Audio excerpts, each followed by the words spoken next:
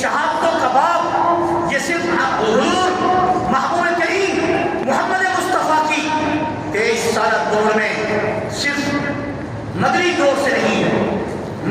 سے نہیں میں ثابت کرتا ہوں آج کہ مکہ میں بھی آپ صلی اللہ علیہ وسلم کے گھر کے افراد سب سے پہلے شہید ہوئے۔ آئیے تاریخ اسلام کا وہ باب سنہری باب، شہادتوں کی وہ عظیم داستان، سب سے پہلے میں محبوب کریم محمد رسول اللہ کے اس ستیلے بیٹے سے شروع کروں گا جو اماں خدیجہ کبریٰ رضی اللہ عنہا کا پہلے خاتون ابن حالہ سے وہ ان کا بیٹا تھا۔ جب وہ فوت ہو گئے ابن حالہ تو اس کے بعد حضور سے آپ نے نکاح کیا۔ جب آپ سے اماں خدیجہ کبریٰ خاتون اول نے جس وقت نکاح کیا، اور یہ وہ نکاح اور یہ وہ خاتون اول ہیں کہ جس خاتون اول کے اسلام کے بعد اب کوئی ہمارے نزدیک کوئی عورت وہ برگزیدہ نہیں ہو سکتی۔ میری محبوب محمد مصطفیٰ کی اس زوجہ اول اور خاتون اول سے کہ جیسے کائنات میں خاتون اول اماں حوا ہے،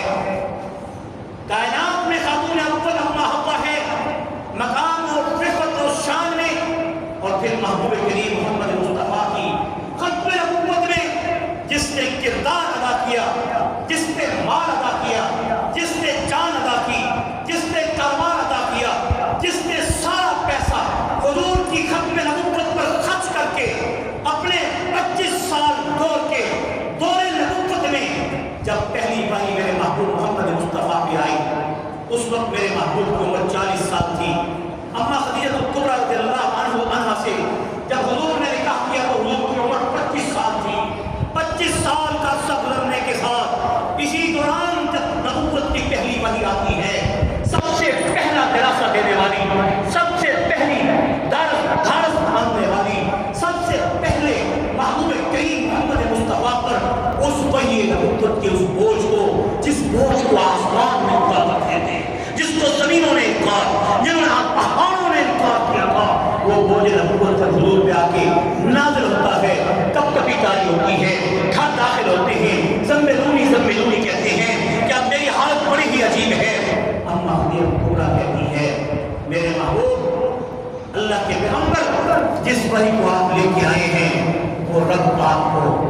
لا یخزیک اللہ ابدا۔ میں پوری داستان پیچھے تاریخ حدیث کی نہیں پڑھ رہا، وقت زیادہ لگ جائے گا، میں آگے بڑھوں گا صرف چٹکلے بتا کے، علمی اور نکتے بتا کے میں آگے شہادت کے باب کو آگے جانا چاہتا ہوں کہ اماں خدیجہ کبریٰ پہلی خاص دینے والی وہ اماں خدیجہ کبریٰ تھی کہ جس نے کہا لا یخزیک اللہ ابدا، اے میرے ماموں اللہ آپ کو کبھی ضائع نہیں کرے گا، کیونکہ آپ امین ہیں، آپ غریبوں کے سر پر ہاتھ رکھنے والے ہیں، آپ بھوکوں کو کھانا کھلانے والے ہیں، آپ بیواؤں کے سر پہ ہاتھ رکھنے والے ہیں، اللہ آپ کو کبھی ضائع نہیں کرے گا۔ ایسی بات وہی اماں خدیجہ کبریٰ رضی اللہ عنہا کا پہلا خاوند سے وہ بیٹا۔ بچوں ہر تاریخ میں ہر ناموں کو یاد کرتے ہو، حتیٰ کہ کرکٹ کے میچ اس وقت بھی کھیلے جا رہے ہیں، خدا کی ٹھنڈ و لعنت ہو اس حکومت پر بھی اور ان کرکٹ کے میچ چلنے والوں پر بھی اور کرکٹ کے میچ کھیلنے والوں پر بھی کہو لعنت ہو، لعنت ہو۔ اس لعنت کے کرنے کی وجہ بھی بتاتا ہوں۔ غزہ کی بچوں کو 30,000 40,000 کی تعداد میں شہید کر کے ان کے بڑے بڑے محلات کو کھنڈر بنا کے ان کو بھوکا کر کے گھر سے نکال کر کیمپوں کی زندگی گزارنے پر جنگل اور بیابانوں میں ان کو پیاسا چھوڑنے والے عرب حکمرانوں اور مسلم حکمرانوں اور ایٹمی پاور کے نام پر کھول پر اور مسلمانوں کے خون پسینے کی کمائی سے ایٹم بم بنانے والوں، ہم تم سے پوچھنے کا حق رکھتے ہیں یہ ایٹم بم ہم نے تمہیں سکھانے کے لیے ڈیکوریشن کے لیے نہیں کیا تھا، یہ ایٹم بم ہم نے قائد اعظم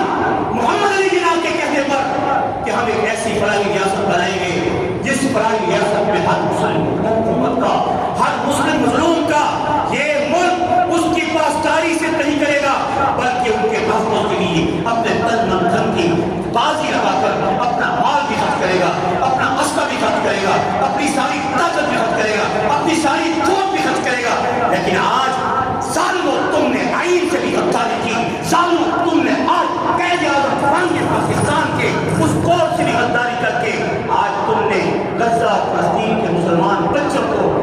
یتیموں کو، بیواؤں کو، عورتوں کو آپ نے نہتا ان یہودیوں کے، ان یہودی گنڈوں کے، ان درندوں کے حوالے کر دیا جن کی عزتوں سے وہ آپ چھیڑ رہے ہیں۔ خدا کا خوف کرو، میرے چیخنے سے کوئی دیکھ کے یہ نہ کہے کہ یہ سینہ چیخ رہا ہے۔ یہ یاد رکھنا، اگر میں اپنا حق ادا کر رہا ہوں تو میرا یہ حق ان کے مقابلے میں، ان کی خدمت میں کروڑوں حصہ بھی نہیں۔ حق تو یہ تھا کہ میں بھی وہاں شریک ہو جاتا، لیکن افسوس کہ ہم اتنا بھی نہیں کر سکے کہ ان کو پانی کی بوند تک، ان کو کھانا تک، ان کو وہاں پر۔ یہ تو تاریخ اسلام ہے جو شہادتوں کے باب کو چلا رہی ہے۔ الجہاد ماضی الی یوم القیامہ۔ کیا سمجھتے ہو تم؟ کیا بتاؤں آپ کو تمہیں کہ کیا پیغمبروں پر آزمائشیں نہیں آئیں؟ کیا شہادتوں کا باب یہ کوئی پرانا ہے، یہ تو آج کا ہے؟ یہ تو تاریخ بتا رہی ہے۔ یہ اس وقت تک رہے گا جب تک یہ جہاد رہے گا، جب تک یہ شہادتیں رہے گی۔ اس شہادتوں اور جہاد کی وجہ سے اسلام زندہ رہے گا، اور اسلام زندہ ہوتا ہے ہر طرح۔ اسلام زندہ ہوتا ہے